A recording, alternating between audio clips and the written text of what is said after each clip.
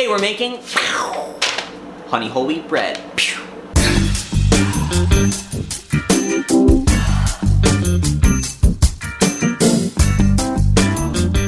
So let's start with the ingredients list here. We're gonna be using this recipe from Betty Crocker. I found this a couple months ago and I'm really digging it. It's pretty good. It makes 2 delicious loaves of bread.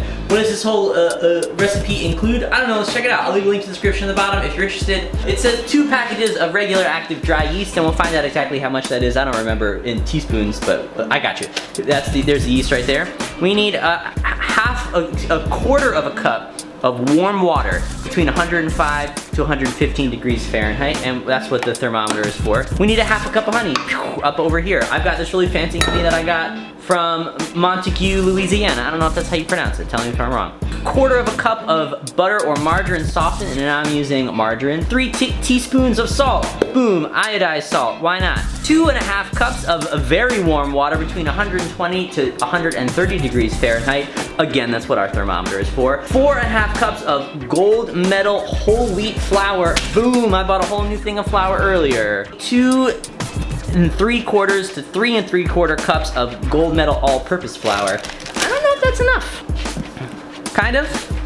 Enough? We'll find out. Coffee. Let's start this nonsense. Warm water. We're gonna hit it with the thermometer and we'll see if we can hit that 105 to 115 degrees. Oh no, it's getting too hot. Turn it down, turn it down, turn it down, turn it down. Here we go, 114, quarter cup. Boom. Boom. How much yeast do we need? What's 2 packets of yeast equal? 1 packet of yeast contains approximately 2¼ teaspoons of yeast. 4½ Smells like bread. Is this recording? Butter. Half a cup of honey.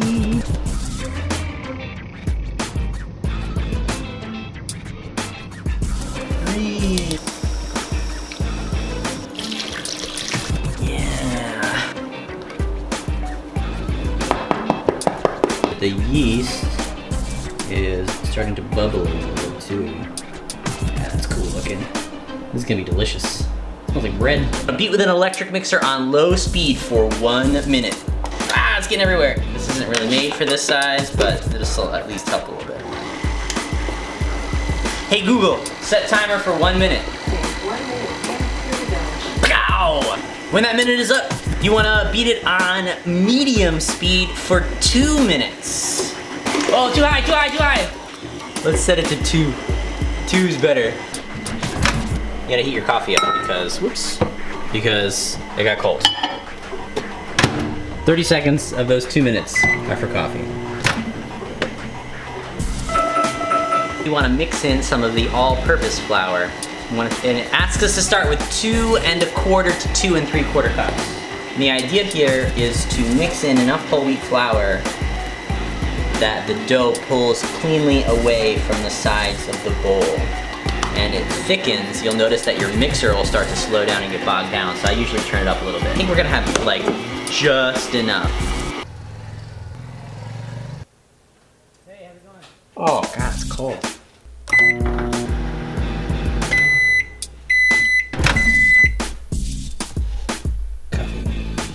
You need a lot of flour when you need it. Squish, squish, squish, squish.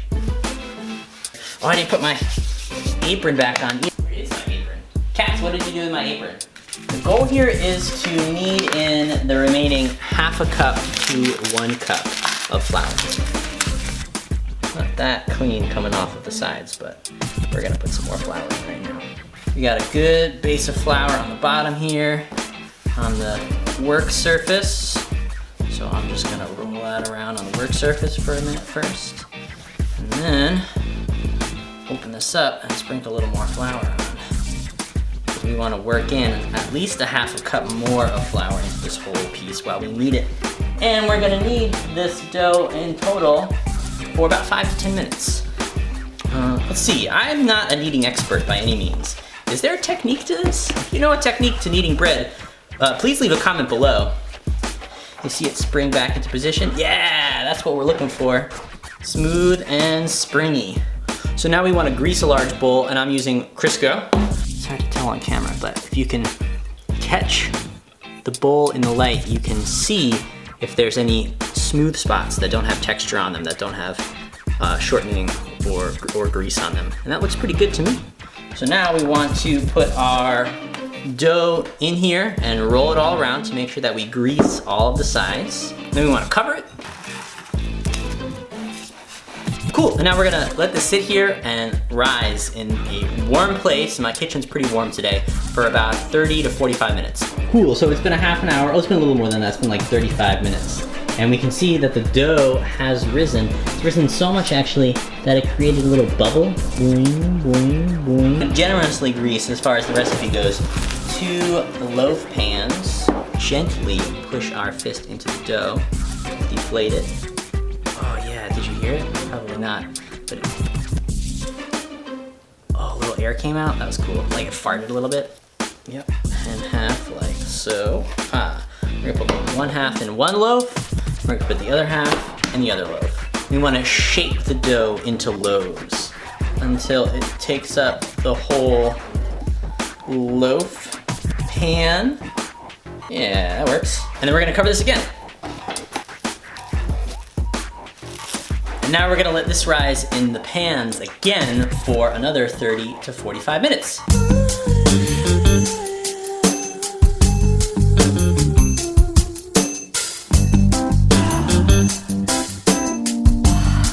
That's so neat looking. Yeah, this one is definitely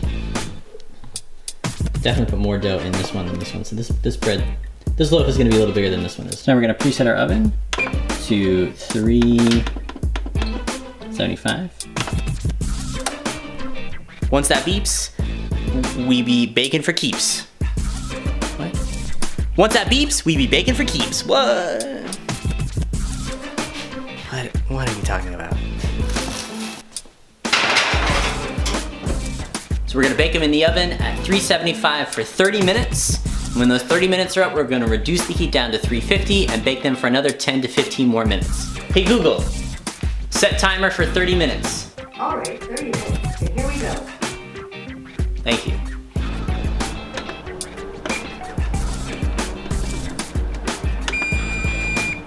Hey Google, set timer to 10 minutes. Okay, 10 minutes, and we're starting now. Boom. Yeah, it's so hot. Open that up. Oh, that looks so good. Look at that. Look at how good those look. They're just about the same size too. This one's definitely a little smaller. Focus, focus, it's hot. Yeah, look at that. Nice.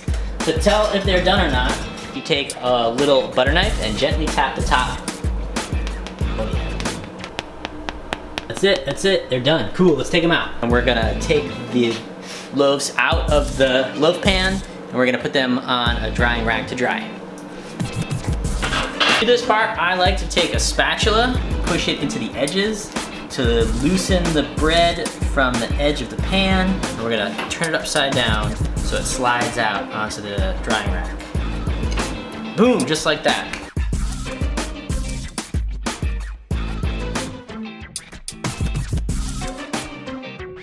They look so good. Ah, they're so hot.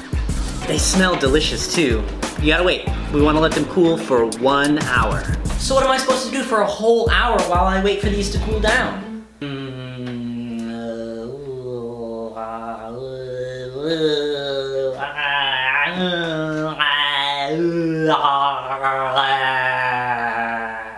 Oh. Let's get some sick drone footage, bro.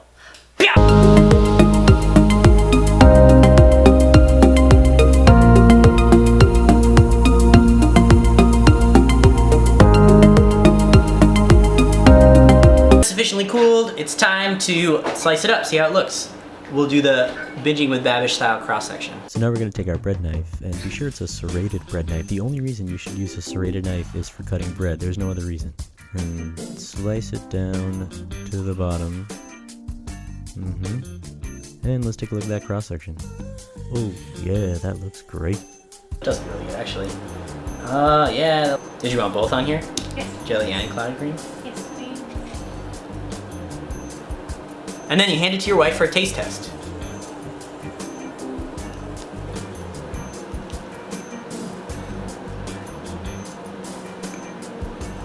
How is it? It came out good? Awesome, sweet. Thank you so much for watching. If you enjoyed this video, please give it a thumbs up, leave a comment down below, share it with all your friends, and subscribe for more videos. Thanks so much. See ya!